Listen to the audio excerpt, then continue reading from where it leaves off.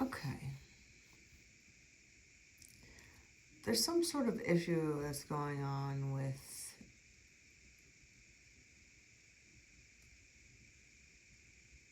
your family.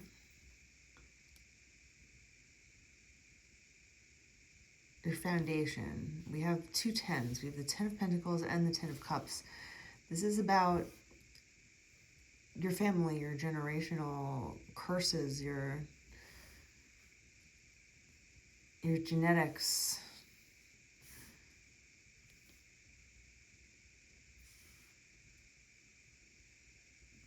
Fighting, competition, standing up for yourself, breaking of foundations, divorce, the breaking of family ties.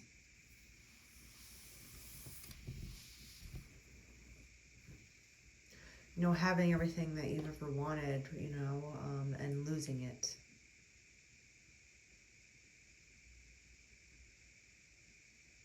And then becoming callous. That's the sad part to this story, is when you come from a loving state, when you come from a loving home, and then that gets ripped away from you, and everything that you once knew comes to a screeching halt, and basically gets, you know, drifted away by the river of life. And then you're left at the shore of life with no belongings and no family tie and no support. And this makes your way of thinking about life, your way of thinking about people, it makes you a little bit cynical. And that's a really scary thing, because people that are cynical do themselves a disservice, almost going into their future. They're almost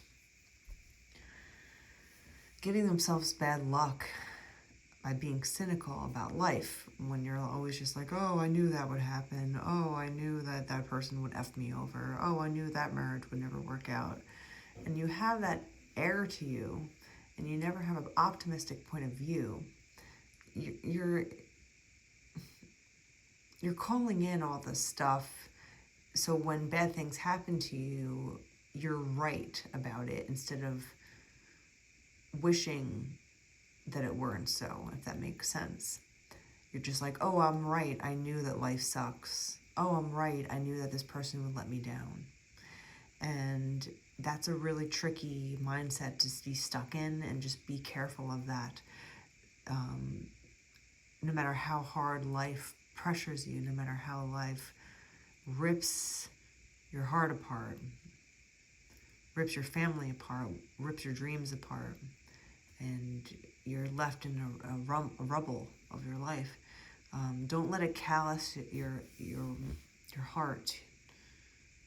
Don't let it callous your way of thinking about life. Don't make yourself into a cynic. And it's hard, because there's people here that have just been giving you a hard time. These people are making you kind of have to stand up for yourself. It's not even like you want to fight, you just have to. Right? You know, like you walk into, you know, wherever, and this person will immediately just become compatible with you from the start. They just want to fight with you.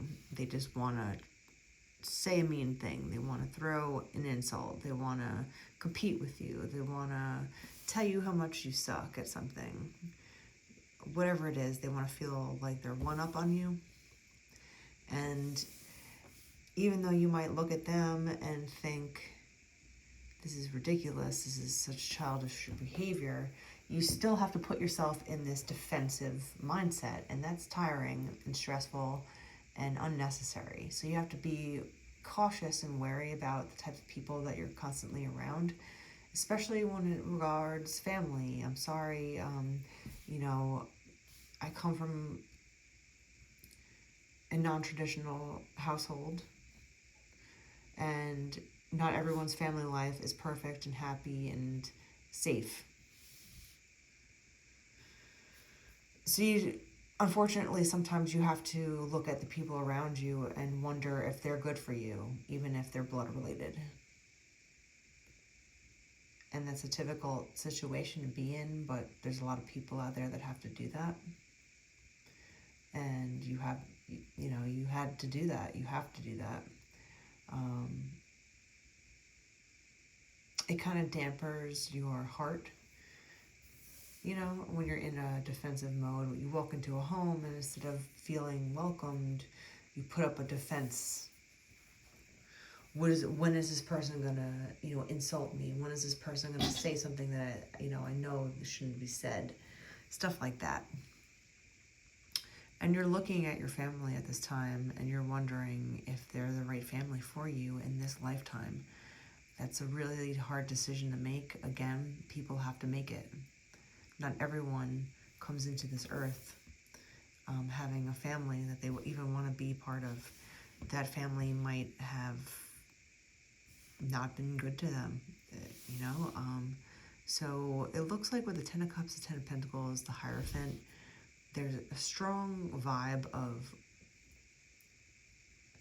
how you feel in this organization and how this organization is making you feel calloused or wanting to jump or just feeling combative, like there's always someone somewhere trying to fight you, trying to compete with you, and you can never just relax.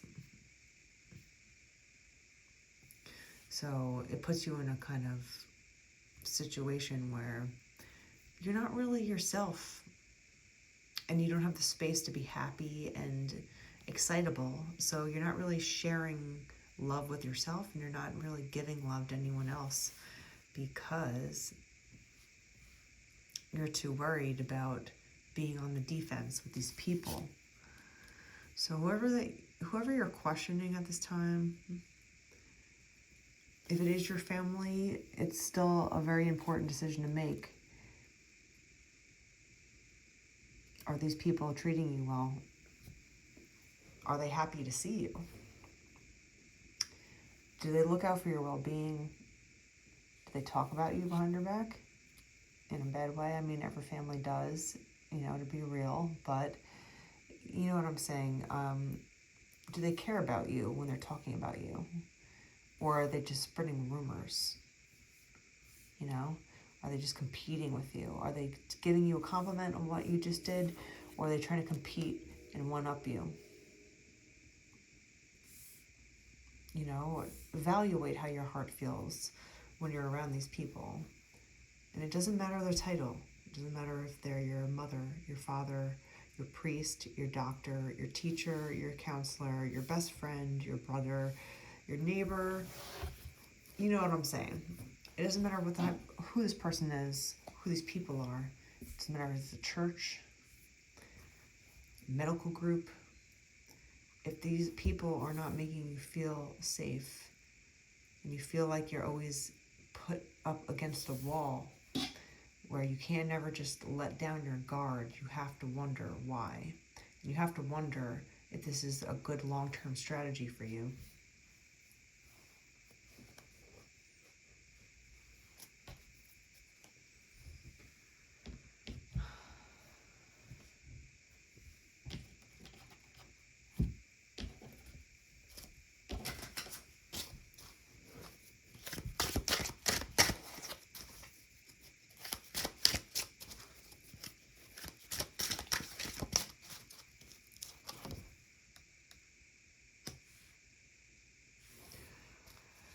It's just giving me like that sense of like, it's almost counterintuitive to want to step away from your family. But like I said, not everyone comes from a cookie cutter, white picket fence, Disney family. There's some families that need to be stepped away from.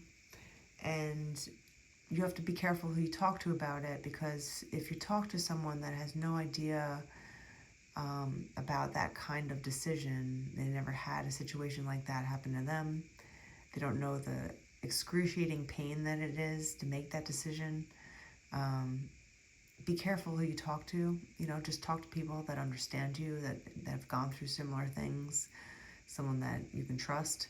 If you talk to someone that has no idea about the type of pain that is involved with cutting ties with family, they're not going to understand you. They're not going to support you.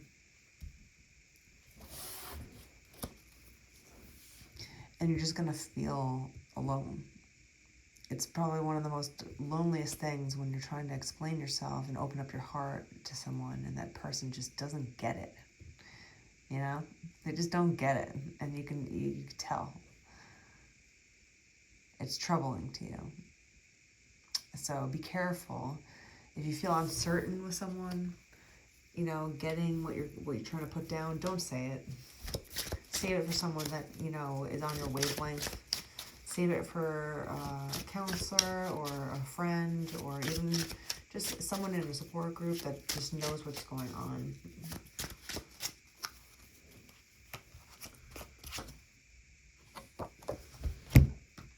We have the Page of Swords, Curiosity.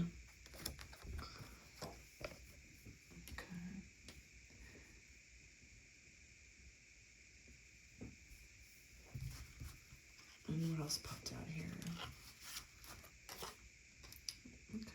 Okay. The Six of Cups.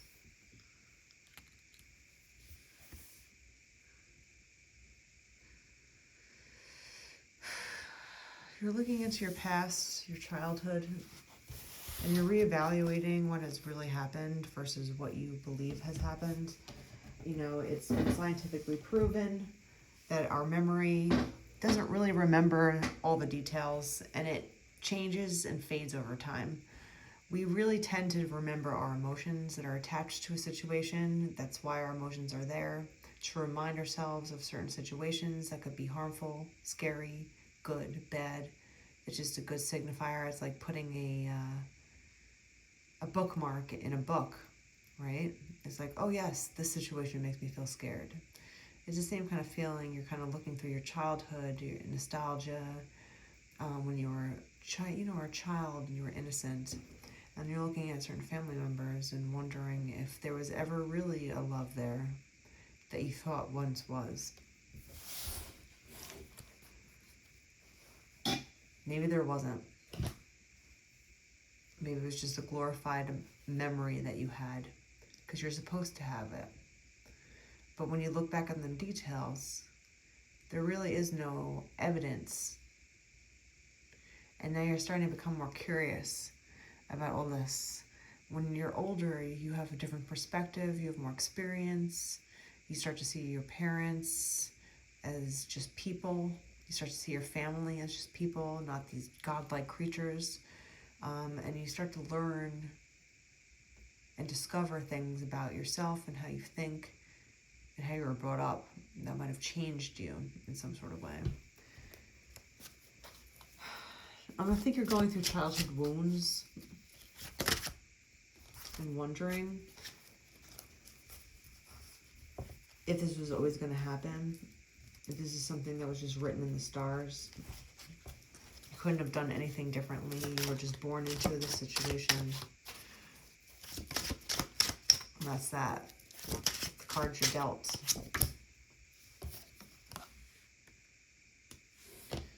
Do they really love you? Do they really care about you?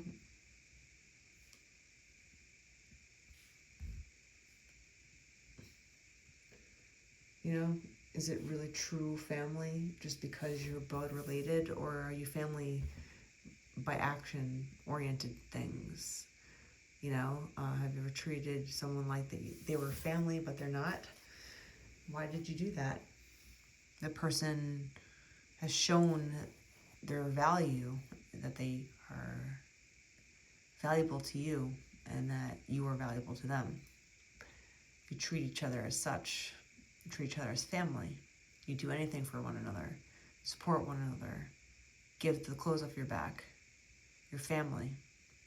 So when your own family doesn't do that, but a stranger does, you start to redefine what family means to you, who family is to you, and what you're going to do about it going forward.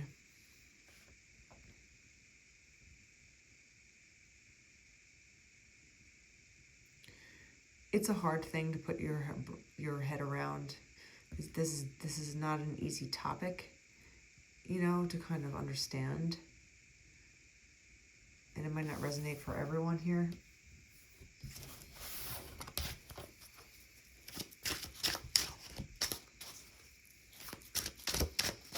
But I think you're realizing that whatever group, whatever family, whatever part, you know, of a large organization you were part of, it's not working out. There was never really love there. And there's a double Hierophant.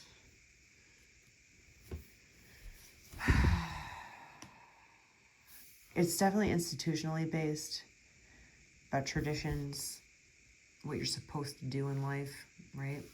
It's your family. You're supposed to do X, Y, Z. It's your family. You're never supposed to walk away from them. It's your family. You're supposed to love them no matter what they do to you. All this stuff.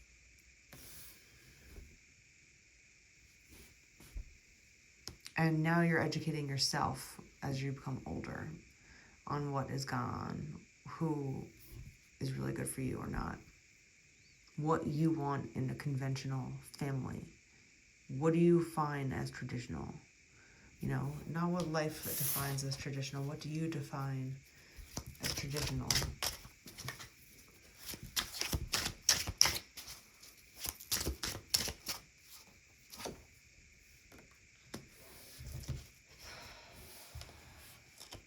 King of Pentacles. I think you are feeling very shaken up by this family breakup. It kind of basically is like a Jenga tower toppling down. You take away its foundation, everything topples. Nothing is set in stone. Nothing is securely balanced.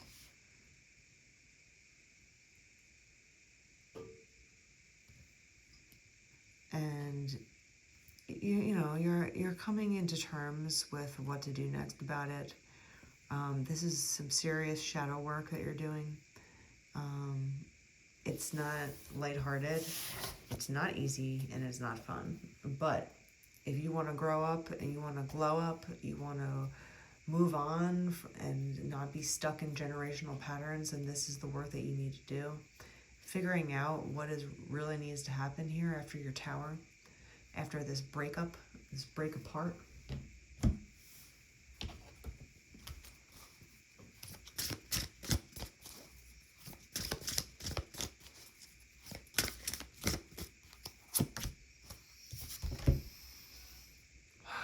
Saying trust your sturdy wings and know that the universe is working its magic on your behalf.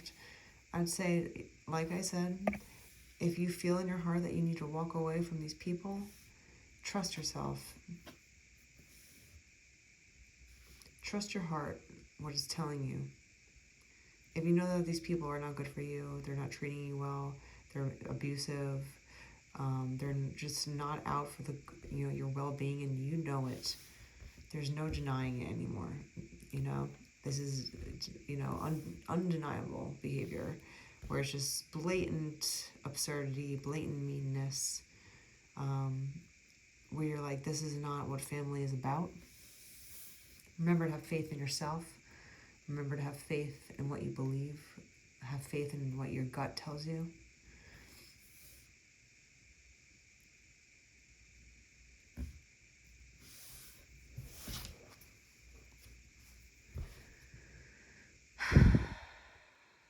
It's a difficult topic. Stepping away from family is a very touchy subject to most people, especially people that don't understand it. It's just like, how could you possibly do such things? You can. You can. We have the Hermit. Again, it's just giving me the energy of really figuring things out for yourself, really trying to put two and two together, make things work, get the wheels flowing again, right? So it's just giving me the energy of picking up the pieces, figuring out what you want to do next, regenerating yourself, rejuvenating yourself, finding out who's really good for you, who's not around you, getting rid of these people that should not be around, right? Devil. people that are obsessive, people that are just, wishing you ill harm. The Tower, again, things that are destructive, people that are destructive, people that are just going to take down your foundation. Foundation is strong here.